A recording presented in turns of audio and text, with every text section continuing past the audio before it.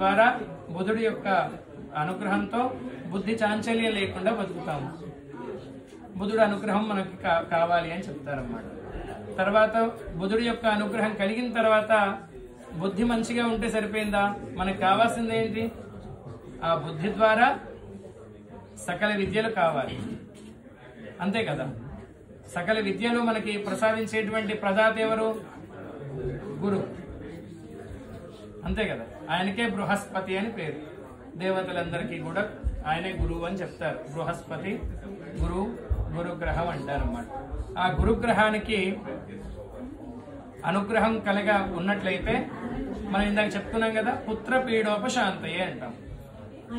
సంస్కృతంలో పుత్ర అంటే కేవలం కొడుకు అనే కాదు అర్థం. పుత్ర అంటే కూతురు అని కూడా అర్థం వస్తుంది. అనేకమైనటువంటి అర్థాలతో సంస్కృతంలో ఒక్కొక్క పదాలు ఏర్పడ్డాయి. పుత్ర అంటే మన సంతానము అని అర్థం.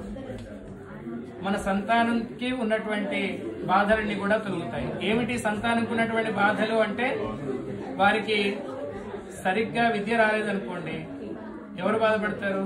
వాళ్ళకంటే ఎక్కువ మనం బాధపడతాం.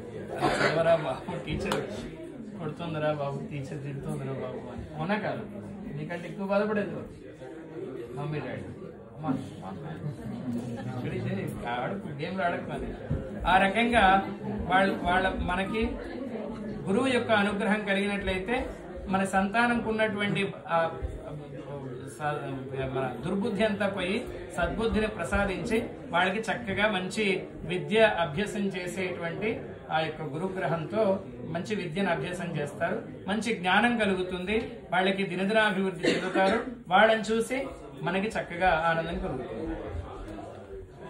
గురుగ్రహం వల్ల కలిగేటువంటి లాభాలు అవి. తర్వాత శుక్రగ్రహం, చక్కగా మంచి స్టడీస్ అన్ని కూడా పూర్తయిన తర్వాత కలిగేటువంటి లాభం ఏంటి మనకి? మంచి జాబ్. మనం ఎంత విద్య ఉంటే అంత పెద్ద ఉద్యోగం మనకు వస్తుంది, అంతే కదా. మనకి ఎంత జ్ఞానం ఉంటే అంత జ్ఞానం వస్తుంది, అంత పెద్ద ఉద్యోగానికి వస్తాం. ఉద్యోగం దేనికోసం? ఉద్యోగం పురుష లక్షణం, ధనం కోసం, మన జీవితం కోసం. మనం ధనం ఎప్పుడు సంప్రాప్తి కలుగుతుంది? మన విద్య మంచిగా విరాజిల్లుతున్నప్పుడు ధనం వస్తుంది. కానీ అప్పుడు కావాల్సిన వాళ్ళు ఎవరు అంటే శుక్రుడు. మళ్ళీ శుక్రుడు ధన ప్రదాత అని అర్థం. శుక్రుడికి ఎవరు అధిపతి? లక్ష్మీదేవి అధిపతి, అంతే కదా. శుక్రుడు శుక్రగ్రహానికి శుక్రవారానికి ఎవరిని పూజిస్తారు?